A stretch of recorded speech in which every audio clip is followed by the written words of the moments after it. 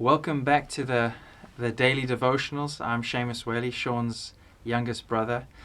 I want to share a little bit about some of the things I've been thinking about today because my wife and I woke up this morning and we were talking about some social injustice around the world. And the central theme of what we were talking about was how people respond to social injustice. And one of the ways that we were talking about was how people surround themselves with things that they try and grab onto. So they might grab onto their race or their gender or their wealth or their whatever makes them. So they've got their own interests.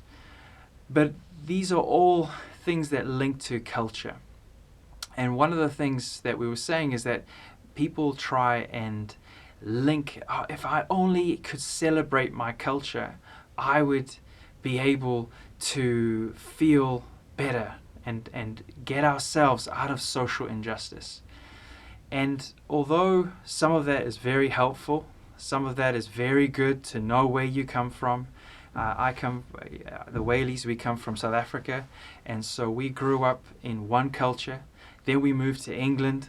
Then we tried to learn another culture and we were different. And now we're in Hong Kong, which is a completely different from the Western cultures that we're used to. And although it's good to know culture and to celebrate culture and to be diverse in culture, I don't feel it's the thing that makes you who you are in terms of your national culture. I believe that your heavenly culture should be your biggest impact on your life. And for me personally, growing up and having a weird accent wherever I went, you basically, it wasn't what defined me. I wasn't a South African, or I wasn't British, or now I'm not even Chinese, but that wasn't what defined me. What defined me was that I was a child of God.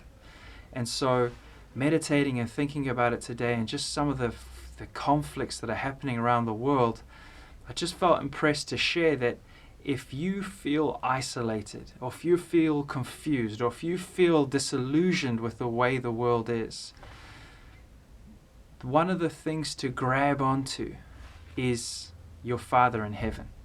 You see, what the world truly craves in terms of identity is being told who we are from our Father. And if you look at a lot of the issues around the world, we can go back and look at some of the things. And as a father, I would say, my perception would say, we have a lack of fathers on planet Earth. And we need more fathers to invest into the next generation. Because if you can take a child from young and love them and give them all the things they need, then the chances are they're going to choose to go in the way that you've led them. And so we see all these issues in the world and we say, oh God, what's going to save this world? And honestly, the only solution that I can come to is that we need a Father in heaven.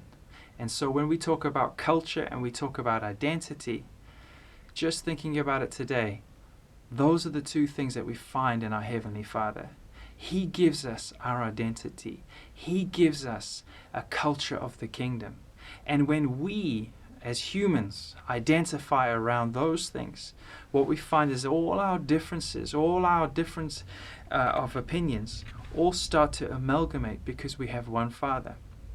Now, if you know anything about the Whaley family, we have difference of opinions. We have conflicts. We have all our different interests. And actually, because we have the same blood in us, because we have the same mom and dad, even though we're different, we're still of the same family. And I think that's very much a picture of the heavenly, that in a church, we should be able to sit with people of different races, different genders, different backgrounds, different socioeconomic standings. We should be able to communicate with anyone, whether they're lost, saved, broken, whole.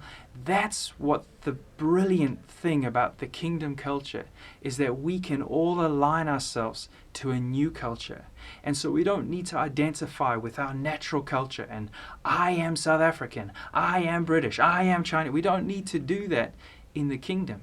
In the kingdom, we all have a new culture and a father, and we all amalgamate and we all mix with that. And through that, we can celebrate where we've come from and celebrate the food and the language and the things that we have on earth.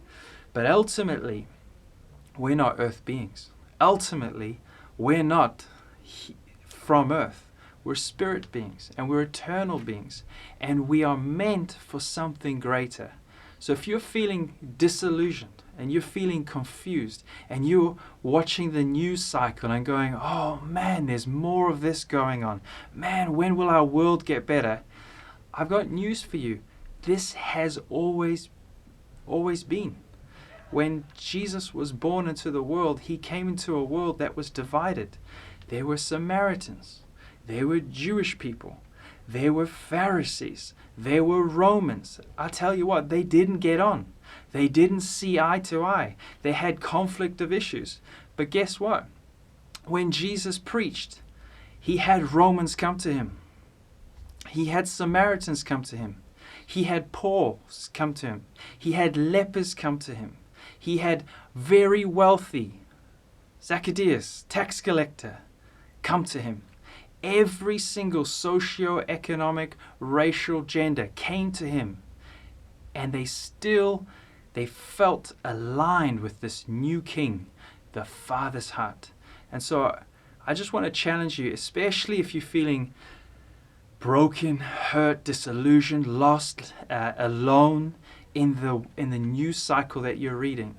I want to challenge you to change your news cycle. Change from the worldly news to the kingdom news.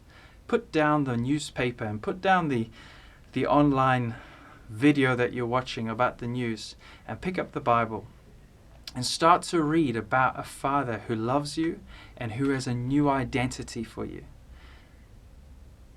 Thank you so much for listening today. Bye-bye.